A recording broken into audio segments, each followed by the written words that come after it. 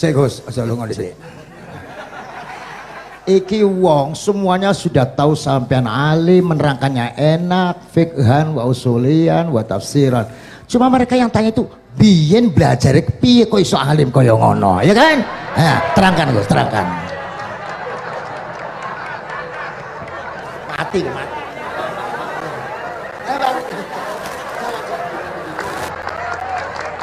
Setuju kan, setuju?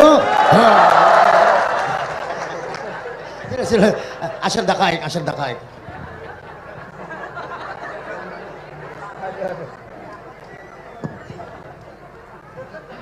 Andai kan pertanyaan itu ke Mbah Mun, mungkin jawabnya gurune sopo.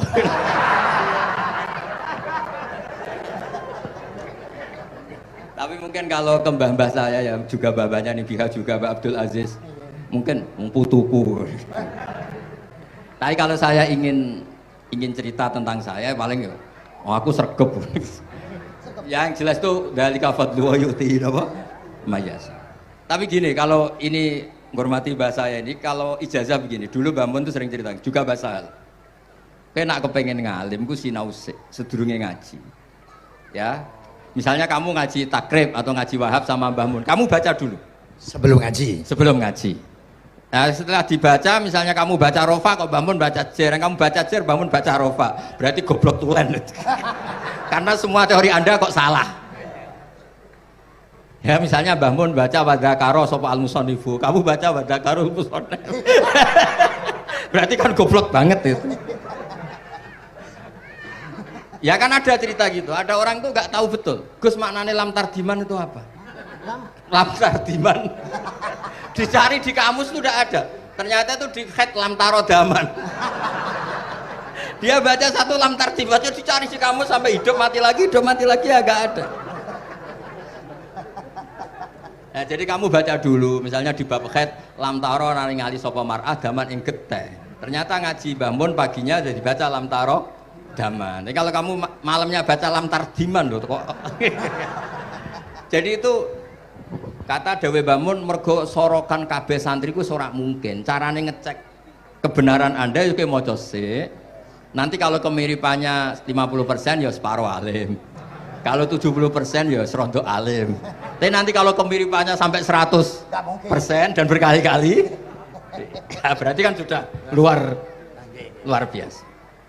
Jadi yang ngaji sama Ki Mustafa, Ki Niam, saya mohon santri-santri itu belajar dulu. Biar bisa ngecek nanti guru saya baca kayak apa. Waduh salah ya Gus. Kenapa lah? Waduh salah. Karena kiai itu kalau salah ya mau ngalah. Ini ceritanya bangun betul. Ada kiai nggak tahu apa kakean mergawe, kakean politik nggak tahu. Wal babi lan walang. Terus ada santri, kulo gak ada makna kok lawang. Ya walang sing lawang cung. Mau ngalah. Terus watini lan wit alu. Gurune maca alu. Kulo gak ada makna kok elo. Lah ya wit telu kena gua alu.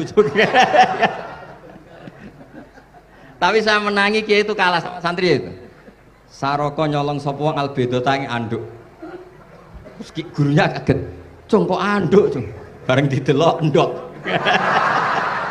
Karena kalau pegon kan anduk sama endok itu podo ae. Ini ada podo. Tapi kiainya akhirnya kalah. Memangnya nyolong anduk boleh? Yo ora, cung, yo haram, yo podo ae kalau gitu nyolong. Nyolong endok ya haram, nyolong anduk haram. Lo cerita itu masyhur itu.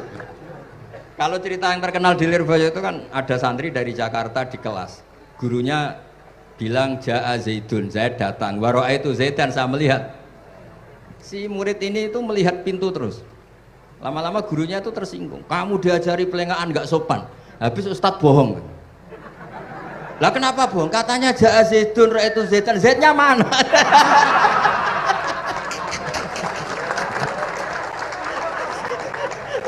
Dia gak ngerti. Zaid datang, saya melihat. Mana orangnya kok dibahas-bahas terus itu. Ya, jadi yang serius tadi, kalau sampean ingin nguji kualitas Anda, Makanya saya dulu itu pede baca kitab di depan Mbah Mun karena ya ngecek. Dan dulu itu Gus Zofur, Gus Kamil sebelum ngaji ya itu mesti sinau sama saya. Nanti ketika Mbah Mun baca, tadi kalau kemiripannya kita 90% ya bagus. Syukur-syukur sampai 100. Dan itu terulang sampai Wahab Hatam, Jamul Jami' Hatam. Sehingga kita tahu. Jadi kalau diskusi kita kok salah ya tahu, kalau benar ya tahu. Kalau tahqiq ya tahu. Biasanya kalau tahqiq itu Mbah Mun karena takut menyalahkan kiai-kiai Jawa, kalau baca 2 kali, misalnya begini.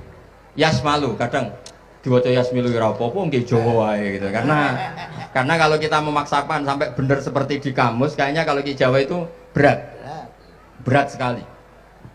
Dumeli bojo bolak-balik mesti ora goblok wis apik lah. Karena kalau baca tahqiq itu kan butuh kamus. Yang benar itu Yasmalu misalnya. Tapi kan populer juga orang baca Yasmilu. Saya tuh menangi loh, kiai Jawa dulu baca Simai itu menangi, Masdar Simai. Lama-lama setelah banyak alumni Al-Azhar terus berdasar kamus baca Samai semua sekarang. Saya menangi kiai itu baca Dilalah. Lama-lama karena sekarang udah banyak punya kamus, baca Dalalah. Fa'alah. Jadi kiai itu juga kadang-kadang keteror muridnya. Makanya Syekh Zakaria Al-Ansori itu pernah ditanya, kenapa engkau begitu alim alama sampai dilakopi Syekhul Islam? Kata beliau itu lucu jawabannya, karena saya ini orang yang sial.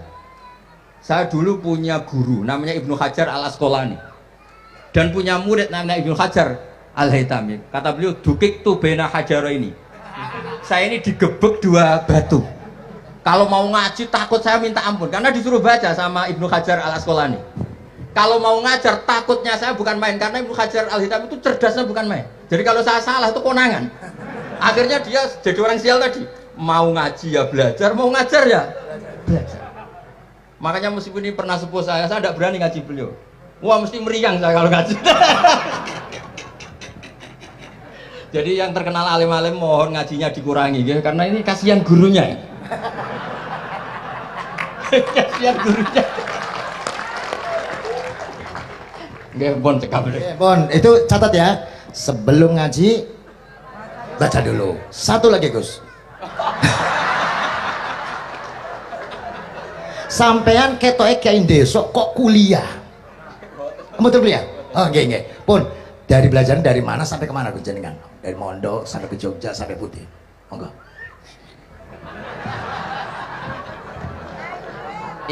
Ini karena sesuai kontrak, nggak boleh nyulaini janji sekali aja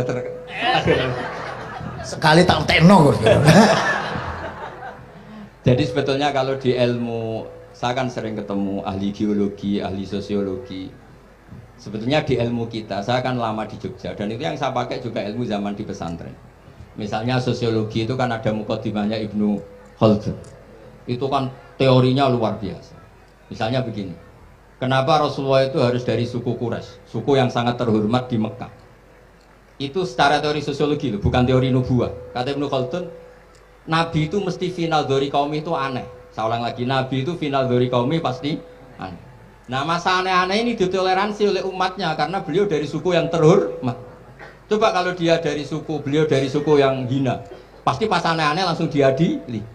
Ya kalau di NU lah, ndak Gus Dur kok bikin aneh-aneh di NU kan langsung tuntas. Tapi berhubung Gus Dur itu coba Hasyim. Orang itu mentoleransi, bahkan mengira jangan-jangan teori beliau lebih baik ketimbang kita. Nah makanya terus kata Ibnu Khaldun, ma ba'atsawu nabiyan illa fi mana'atin min qaumin, tidak ada nabi diutus kecuali dari kaum terbaik supaya masa-masa transisi ini nggak ada perlawanan. Nah, itu namanya sosiologi. Sehingga beliau ngendikan, ini versi tarikh bukan versi Ibnu Khaldun saja. Ketika sahabat disuruh hijrah karena disakiti orang kafir Quraisy, lah engkau sendiri ya Rasulullah, saya ini orang Quraisy, nggak akan ngalami yang seperti Anda alami. Nah itu namanya sosiologi. Begitu juga matematika.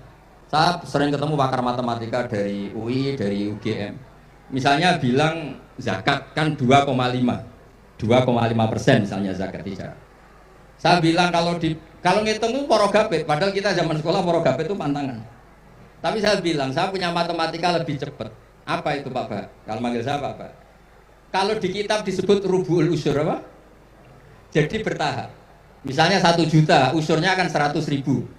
Setelah 100.000 rubuknya 25.000. ribu. Itu kita tidak usah pakai catatan bisa. Nah itu matematika Arab. Makanya orang Arab tuh nggak bisa nulis, tapi matematikanya cepat karena bertahap. Misalnya 1 miliar ya cari aja usurnya 100 juta. Berarti rubuhnya 25 juta. Berarti 2/5, 2,5-nya 1 miliar itu 25 juta. Tapi kalau orang Arab bilang itu rubul usur. Diusurkan dulu baru dirubuh. Misalnya 6. 2/3 6 berapa? Orang Arab bilang sulusan. 6 sulusnya 2. Sulus 2 kali berarti 4. Sama misalnya zakat zuruk. Zakat zuruk itu kan al usur sama nisful usur. Berarti misalnya kalau tidak disirami ya, tidak biaya, zakatnya itu 10%, berarti per 100 10. Nah, sekarang kalau 10 ini kan berarti 1/10. Lah nanti kalau disirami pakai biaya namanya nisul usur, berarti 5. Jadi orang Arab tuh gak mau langsung bilang 5 karena kalau 100 dibagi 5 itu apa jadi 5 itu mikirnya panjang. Jadi diusurkan dulu terus nanti dibilangkan nisful usur. Jadi ilmu khazanah kita ini sudah luar biasa. Nah, itu makanya terus orang Arab kalau ngitung matematika itu udah usah tulisan, udah usah porogabit karena bertahap tadi. Jadi misalnya 2,5 bahasannya apa? Rubu'ul usur. 1 miliar usurnya berapa? 100. Rubuhnya berapa? 25. Nah, ini semoga buatan ngingkari janji. Wassalamualaikum warahmatullahi wabarakatuh. Matur. Sebetulnya masih ada satu lagi, cuma ampun.